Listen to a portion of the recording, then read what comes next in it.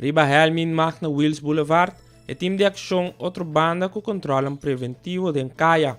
Havia uma nota de um veículo com mais que 2 câmeras dentro e não estava acto pouco sospechoso no aparecer de agente não. E a glace auto delante estava detento. A dona ordem para e está tendo cruzada para baixar e não bloqueia o veículo. Mas o claro de tipo de controle aqui é a gente não controlar riba turcos, maneira ID, documento de auto e também riba arma e droga. No caso aqui não tem indicação que há coisa fora de lei, te caminha com nós de informação.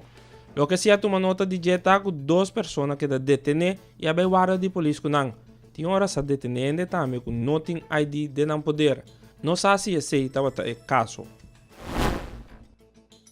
Mas quebra que da registrar me inta no negócio riba gosto weg. Da trata de restaurante Picaré e não ladrona quebra glas principal delante e drenta vai para dentro e horta diferente coisas.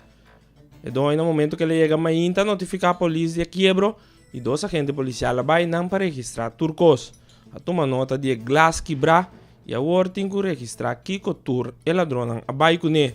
Mas o claro é que está 13 su gasto não com ele. O restaurante será que um rato será tena hora com a direita turcos back. Ladrão da quebra restaurante su glas padrenta e horta. Tati um acidente mas ainda trempang riba Erosweg e não 2 veículos estavam envolvidos. Por falta de tino, um auto de família vai dar atrás de um SUV. Polícia vai no sítio já com a informação que uma pessoa herida. Aí ela pede para serviço de ambulância e no momento que o paramédico não chega, a toma nota que o toque não está tendo como o transportar.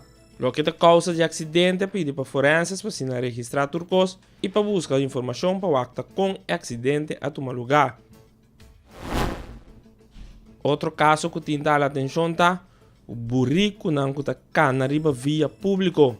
Antes a demônio bota mira burrico, pero agora que estão que cria burrico na casa não está só rupa não e o burrico não está cana riba via público. Esse está traz peligro grande para tráfico. Nossa imagem de pouco dia atrás com auto a dar burrico no momento que o burrico estava cruzar caia. O chofer de auto não pode fazer nada para evitar choque.